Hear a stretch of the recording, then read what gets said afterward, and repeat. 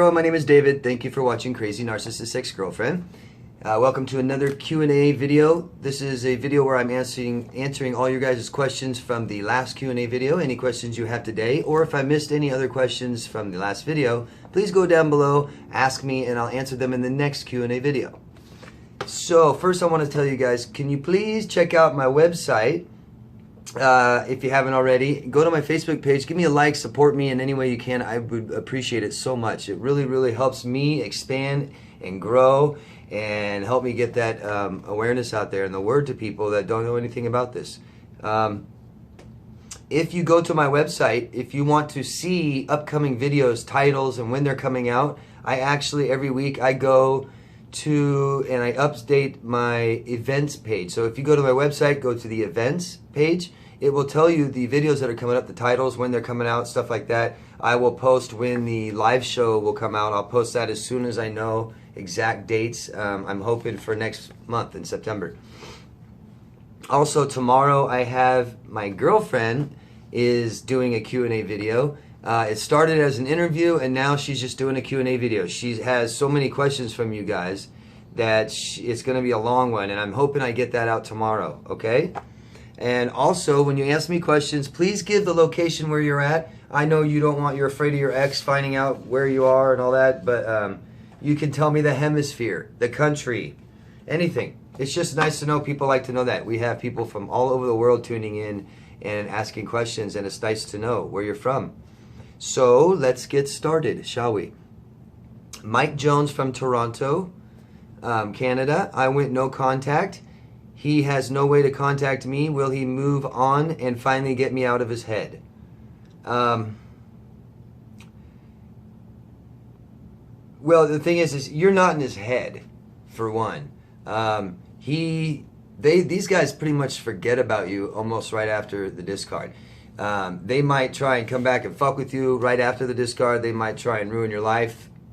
But pretty much when they move on, it's when they discard you, it's they went to somebody else. When you go no contact to them, if you discard them, that is a huge fucking injury. They will pretty much, most of them will like stalk you and follow you and stuff like that. They'll do everything they can to get you to take them back so they can dump you. They got to have the last word. So you're not so much in his head, but hoovers come by triggers. So they have something that reminds you of them and they go and check on you. Usually that's how it works. Eventually, when he gets nothing from you over time, usually, yeah, they kind of forget about you. But they can come back. Something will remind them of you, and they can come back 5 years later and contact you. Crazy, I know. S. Ed from North Carolina. How do you deal with an ex-narc whose new supply is my neighbor? I put him out and he moved in with her the next day. He has nothing to do with our 6-year-old child. What a fucking piece of shit and nice neighbor. Your neighbor deserves him. Let them be miserable together. And when he fucks her over and he walks away, that's the time you say hi to your neighbor. Hi, how are you? Yeah. That's too bad that he doesn't want anything to do with the child, but that's a good thing because we don't want our children around people like that. Remember, bad people? Yeah, fuck them. That's great. You couldn't ask for anything better. It's just too bad you got to see him next door. I would move, except the relationship won't last. So you could tough it out, then he'll stop coming around in both your guys' houses. Or you can move. But I'd wait until he dumps her, and then you can, hi neighbor, hi. Joseph Gelo from Croatia. Can you say a few words about narc body language? I noticed my narcopath friend got very aggressive, nervous, and weird body language. They are weirdos. Yes, they are fucking weirdos. Body language, if I were to suggest any kind of body language, it would be something that, I studied a little bit of body language in college and stuff, and it's kind of like, I would imagine them hiding who they are, being secretive, liars, stuff like that. Normal body language, instead of sitting here nicely, it would be arms crossed, legs crossed, stuff like that, closing, hiding. That would be what I would think body language would be from a narcissist. Hope that helps. But yeah, they're total weirdos. Yeah, aggressive, nervous, weird body language. Don't forget, I mean, these guys can't connect with us. They're worried about being exposed. You know, they're secretive. They're liars. So, you know, makes sense to be weird, secretive body language. You know, yeah, makes sense. Roxy Bolt, if I scanned my ex-narc's brain, could we see by x-ray the difference in his compared to mine? Well, when you get into like psychopathy, yes, for sure, different brains. Narcissists, I've explained this a lot. The frontal part of our brain houses empathy, and what happens is when you are having feelings towards other people and you have empathy towards other people, you have neurons firing here, and since they don't have empathy, they have very, very, very, very low neuron activity. You could see it in a brain scan, yes. I've shown psychopath brain scans on different videos. Maybe I'll put one up here for not a brain scan, but maybe one of the videos about this, and you can watch it. Thanks, Roxy. Mark Goody from Ohio. My ex-narc sent me a pic of myself. I know someone else who told me their ex-narc also sent them a pic of them. Why do you think? Yeah, that's odd. Just guessing, because I don't know. Why would a narcissist send you a picture of yourself? And I think that is supposed to be flattering. Like, look, I'm thinking about you. I care about you. Like my important time and you know, I'm spending a little bit thinking about you. Look, that's all I can think of. I hope that helps. Taldanum, do you have any experience with Histrionic P.D? What's your take compared to other cluster Bs? The entire cluster B section can be very confusing. It's hard to understand all of it. I almost want to say it's almost like one thing but a whole spectrum, but it's not. Histrionic is almost like the total baby. I made a video. Guys, go watch it because it's funny. I really loved making this video, and I think it's hilarious. Every time I watch it, I still laugh. It's cute. It's a bunch of little kids that are showing histrionic personality disorder because that's what they are. That's what they are. Babies and you know, all of us were narcissists or histrionic, you could say, until a certain age where we've developed, you know, emotional intelligence and developed emotions correctly, fully developed. And you can that's why you'll see your narcissist or whatever act like children. They're emotional children. Histrionic is the full-on child. The full-on child. The obsessed with yourself in the mirror. Walk into a room and be loud as hell. All about your body. Me, me, me. I think of it as they can't think past their fingers and toes. You know, they can't think past that. They can't see past their fingers and toes like a baby in a crib. Pick me up. Give me attention. Me, me, me, me. They're like the worst narcissist ever. So self-absorbed. But study all the cluster Bs. I'll put a video up about it. I made a video about cluster Bs. Hope it helps. Chandler from Arizona. And this also goes to Nikki Smith. Both of you guys, with love in Chandler, Arizona, and also Nikki Smith, because both of you guys kind of asking the same thing. Do you remember the first video you watched that told you she was a narc? Yes, I do. And I just found out the other day that this guy removed his whole channel. For whatever reason, Trenton Hawley was someone a few years ago who just basically documented his recovery. So when he found out about narcissism and he started seeing a therapist that knew a little bit about this, he started making videos, and he made, I can't remember, 70 to 100 videos, something like that. And he just documented the recovery. So he talked all about his relationship. And then he talked about how he's getting better, what you do to get better. And then his last video was like, this is what healed looks like. And I caught him about 3 years ago or so when I started watching videos. The first one I watched was one of his. It was like 36, number 36, something like that. And I mean, it was immediate, you know, immediate. Right, immediately he started talking about his ex, and I was just like, oh my fucking God. And I know a lot of people have watched his videos. I know a lot of people have done what I have, and his videos have been like the waking moment. But that's who it was, and it's too bad he's not there because I'd like to recommend him. I have before, And it'd be great. I mean, it's just very validating to watch other people's stories when you just find this out. And you're not sure what your ex is, you're not sure what you've been through, and you want to make sure. It's great to watch stories, and his was fantastic. I'm really upset that it's gone. He took it off just recently. Kara Hudson from Valley, New York. How can we handle and improve upon narc paranoia? So I know right now you think everyone's a narcissist, and what's funny is we all have narcissistic traits. So right now you're very, very sensitive to them, and you're sick of people being selfish and choosing themselves and being self-absorbed and trying to maybe kind of manipulate you a little bit to get what they want, a favor or something. And all that just drives you crazy right now. Separate yourself from the source that made you like this. Okay. 2, work on yourself. Extremely work on yourself and force yourself to start going out and trusting people. That's what does it. I've said it many times. It really does work. That's actually the only thing that does work. You make yourself trust people, and you will. There's actually biological function that happens in your brain that allows you to trust people again. And if you decide to not trust people and sit in a dark room and not talk to anybody ever again, then you're not going to trust anybody again. Okay? Lynn Kent, I know how long it takes to move on, but why do I give myself a hard time when knowing the truth? Yet I go into self-destruct mode. So, you know, your brain is damaged, Lynn, and most likely you might have forms of depression. That's usually what happens after an abusive relationship, especially one where it just ends and you have no answers. You don't know what happened, and you're left with yourself to figure out and process all this on your own. So find someone to talk to, therapist, counselor, life coach. Someone with experience is great.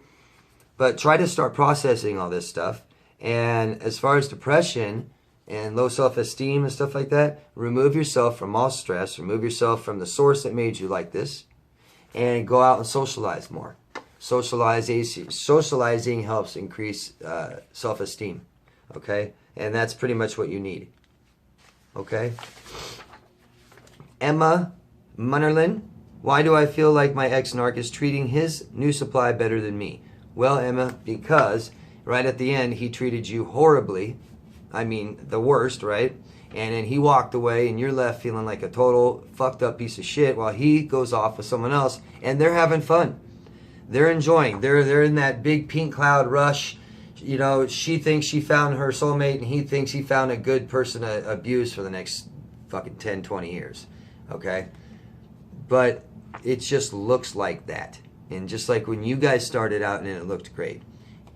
He's nice to her right now, maybe, after he just got done treating you like shit, but don't worry, he's going to treat her like shit too. Lynn Kent, where does codependency come from? We are called codependent after a narcissistic relationship, but the abuse did not make me codependent. I know, Lynn, I understand. I just made a video the day after you left this comment. I hope you watched it. It's about codependency. Made it last week. You guys check it out. It's important. If you've been called codependent, I advise that you check it out. Jennifer from Reno. I have no self-esteem or worth. I still have contact with him. I feel hopeless. Of course you do, Jennifer, because you will not break it off with your abuser. And if you continue to have contact with your abuser, then you pretty much are in a hopeless situation. But the good thing is you have a choice. Okay? You have to take that step, and you have to force yourself to do it first. Nobody else can do it for you.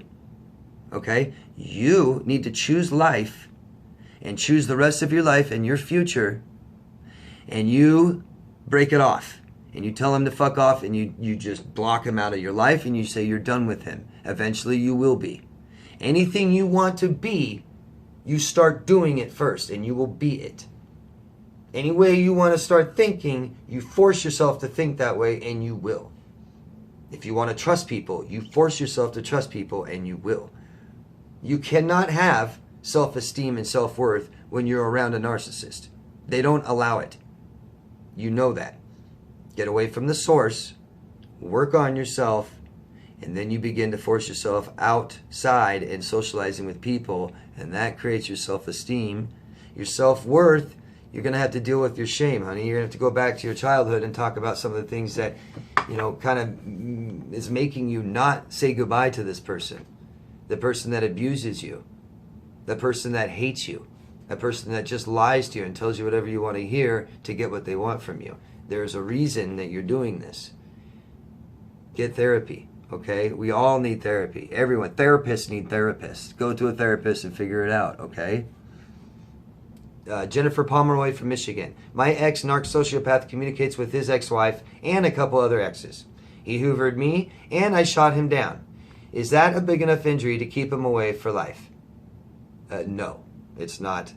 They can get shot down. They have big enough inflated egos where they can take that. Over time, you shoot him down again, and even again if he comes back, then yeah, they don't keep doing it. Especially he's got plenty of other exes to get supply from. Splitsville, adios. I'm confused about myself still being primary supply way beyond no contact. That sounds confusing. When you have no contact, you are no longer supply. No contact is no supply. If you are not having any kind of contact whatsoever, and you are not changing your Facebook and putting up stuff about them, stuff like that, nothing, then there is no supply. You are no longer number one supply. Okay? So that you are confused. Primary supply is when you're living with this person, dating this person, and there is no other person that he was abusing as much as you. If there's no contact, there's no supply. Okay? I hope that helps. If it doesn't, please ask me again. I'll help you out. Samuel Gergen. Once you've been discarded and keep no contact, does the narc think about you or have they forgotten you? That is the difference. If you've been discarded, but you keep no contact, no, they don't really think about you. Like I said, they have total connection issues. They were not bonded with you like you were with them. That's why they walked away. When they walk away and they're with someone else, they do pretty much forget about you. They will come back when they're bored and stuff like that, but it's not like they're in their head like they are in your head. You know, they walk away, they're done. Yes, they remember you, they think about you, they see something that reminds you of them, you know, whatever it is, a pair of glasses or something, and say, oh, that reminds me of an ex, and they might check you out and hoover you. Other than that, it's when they don't have supply anymore from their main supply, the person that they dumped you for or whatever. They get bored with people, and once they get bored, then they come back. They want supply, supply, supply all the fucking time. So they'll go back to an old supply that they knew that they could get it from. If they think they can get it from you again, they'll come back to you again. Stephanie Seifers from Chicago. I have lots of doubts if my ex is a narc. Is this common? Yes, completely, 100%. And it will happen continuously for a long time. But Stephanie, you need, I do this with everybody. Go down the DSM list criteria of a narcissist, check each one, and once you realize he's a narcissist, never doubt yourself again. That's it. That's it, because he can't change. If you already decided he was, that's it. They don't change. Nothing new has happened. You're judging this back on your history and your past. If you're here, if you're watching my videos, if I'm directing answers to you, Stephanie, most likely he's a narcissist.